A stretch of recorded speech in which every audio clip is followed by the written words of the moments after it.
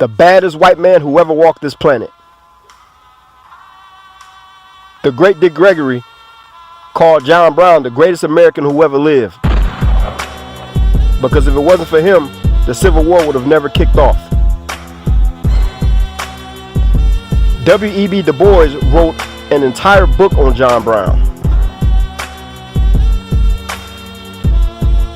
Dick Gregory has wrote about him several times.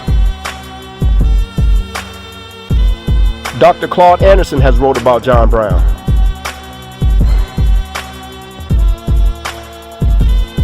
John Brown was born on May 9th, 1800.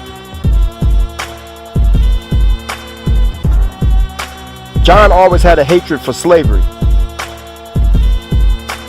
Starting at an early age when he saw a little slave boy get beaten by a shovel by a white man. John felt that it was God's plan for him to free the slaves. John's family always told him that slavery was evil.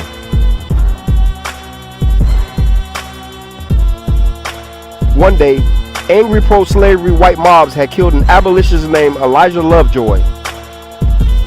They shot him outside of his newspaper office and they burned his entire building.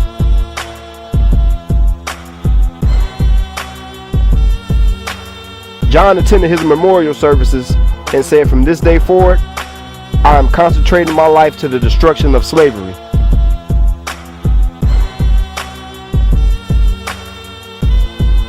In 1850, Congress passed the Fugitive Slave Act, mandating that all authorities in free slave states aid in the return of escaped slaves or imposing penalties on those who aided the escapes.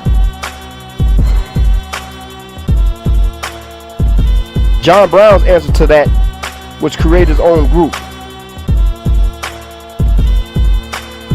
He created a group called the League of Gileadites.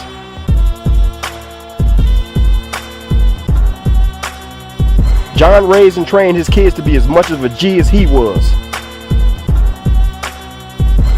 John was a very stern father and believed in tough love. One of his sons got shot and he begged his dad to put a bullet into his head.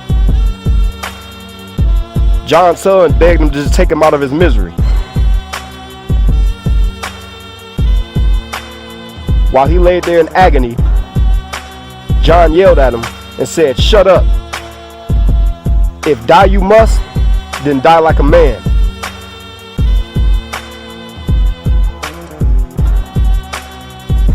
John Brown's first taste of blood was in the Potawatomi Massacre.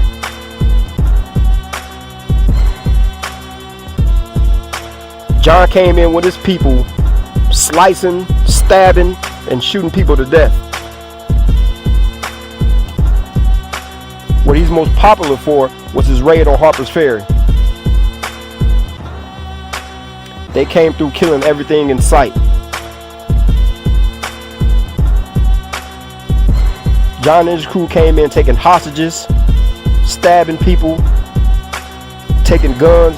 John was giving guns to slaves and destroying everything in his path.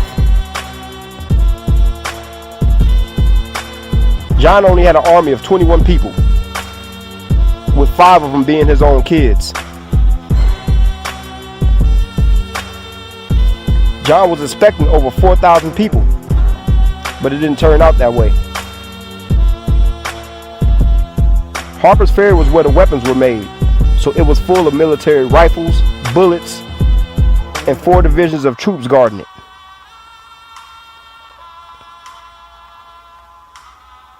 John also reached out to Frederick Douglass, he reached out to Harriet Tubman, and he reached out to other black leaders. But they declined, they wouldn't give their assistance. John felt if they joined his crusade, he can use their connections. They could call the slaves to arms. He felt that the slaves would not rally to an unknown white man. But if they knew about Frederick Douglass and Harriet Tubman, John used a term called the bees will hive.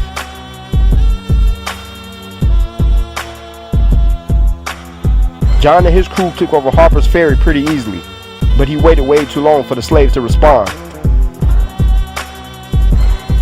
John kept telling his crew to be patient. The bees will hive. After seizing and holding Harper's Ferry for 2 days, the slaves did not rally to his side.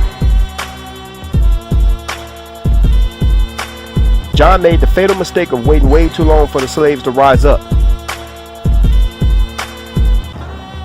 During the attack, John stopped the train and he decided to let the train go.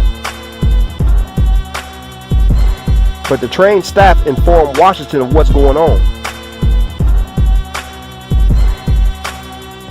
Washington sent Robert E. Lee and the rest of the Marines to capture John.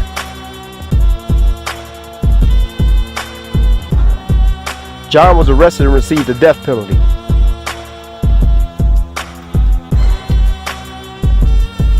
On December 2nd, 1859, the day of his execution, John wrote in his diary, "I, John Brown, am now quite certain that the crimes of this guilty land would never be purged away but with blood. I had, and I now think vanity flattered, myself that without very much bloodshed it might be done."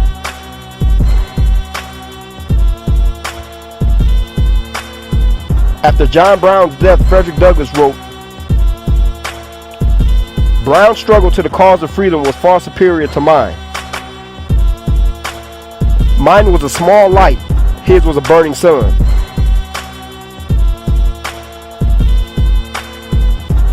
Mine was bound by the time he was stretched away to the silent shores of eternity.